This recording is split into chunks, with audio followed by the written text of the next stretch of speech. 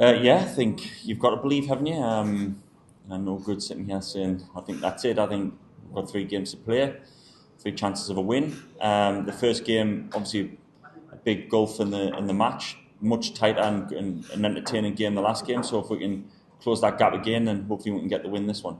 We haven't blown anybody away. I think we bowled well last game as a group. I think um, to off the target that they were chasing. I felt we were always looking for that attacking option of taking wickets, and yes, we might have went for a few runs at times, but also I felt that was what was going to win us the game, was trying to bowl them out. So it was a very entertaining game for people to watch. Being involved in it, it was like when you look back, that's one or two things where you think, oh, if we're just getting that bit right, or just going.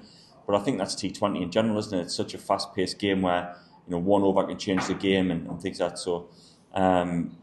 As a fast bowling group, I think we're going to keep coming these next 3 games and keep trying to charge in and take wickets, and that's the way we're going to go going forward. Yeah, I felt a little bit sort of hitty missy. I feel like I've done a couple of good things, but then also been great that my pace has been up there. I feel it's coming out my hand well, but then maybe the accuracy at times hasn't been quite where I wanted it. But when I haven't played since August, that's pretty much expected. I've played 2 games since then, so hopefully the more I play, the better I get, leading into the 50 over stuff and then the Champions Trophy. So keep trying my best and trying to improve in training and things like that, and hopefully that just narrows my focus even more.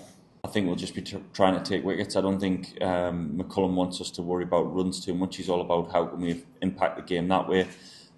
Speaking of pace against spin, I still think we've got probably one of the best spinners in the world, Nabil Rashid, and he's a huge weapon for us. And every time he plays, he looks like he's going to get wickets. So I wouldn't count him out of our attack. He's a vital part of it.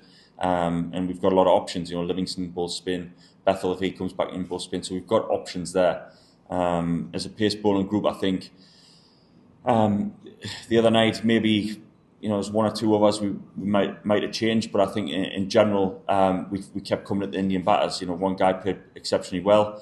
If the look was slightly different, a top edge that went for 6 over the wicket, if that goes straight up in the air, it's a different story. So it's little fine margins in 2020 cricket that if it is a good batting wicket, you're going to have to be even more accurate. You're going to maybe have to, we felt from one end of Chennai that it was up and down from the sort of pavilion end.